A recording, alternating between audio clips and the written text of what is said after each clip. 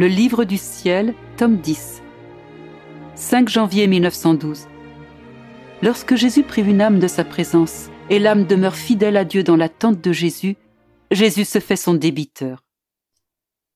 Ayant lu dans mes écrits que lorsque le bienheureux Jésus nous prive de sa présence, il se fait notre débiteur, j'ai pensé en moi-même, si Jésus fait le compte de toutes ces absences, des actes de tolérance et des actes de caprice que je fais, spécialement en ces temps-ci, qui sait combien de dettes il a contractées envers moi? Mais je crains que mon état n'étant pas sa volonté, au lieu de faire de lui le débiteur, fasse de moi la débiteur.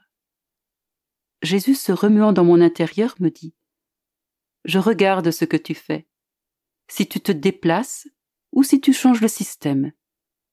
Aussi longtemps que tu ne te déplaces pas, sois sûr que je signerai toujours de nouvelles dettes. Ton attente, ta tolérance et ta persévérance me font parvenir les factures m'indiquant où mettre ma signature. Mais si tu ne fais pas cela, premièrement, je n'aurai pas de place où mettre ma signature. Deuxièmement, tu n'aurais pas de document en main pour collecter ces dettes. Et si tu voulais en faire la demande, je te répondrais franchement, je ne te connais pas. Où sont les documents qui indiquent que je te dois? Tu demeurerais confuse. Il est vrai que je me fais le débiteur lorsque je prive une âme de ma présence, de la grâce sensible.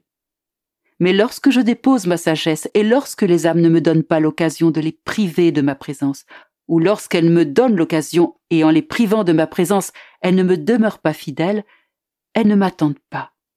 Alors, au lieu de faire de moi le débiteur, elles se rendent elles-mêmes débiteurs. Si je fais une dette, j'ai ce qu'il faut pour rembourser, et je demeure toujours ce que je suis. Mais si tu fais une dette, comment vas-tu me payer?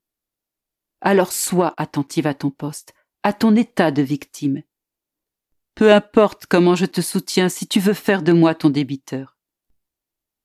Je lui ai dit, qui sait, Jésus, comment ça va avec le Père, parce qu'il ne se sentait pas bien.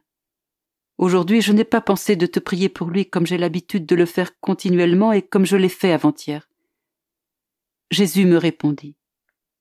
Il continue de se sentir plus soulagé parce que tu me pries continuellement. Je ressens la force de la prière et elle m'empêche presque de lui faire éprouver plus de souffrance. Avec le temps, lorsque cette prière continuelle cesse, cette force disparaît et je suis libre de le faire souffrir davantage.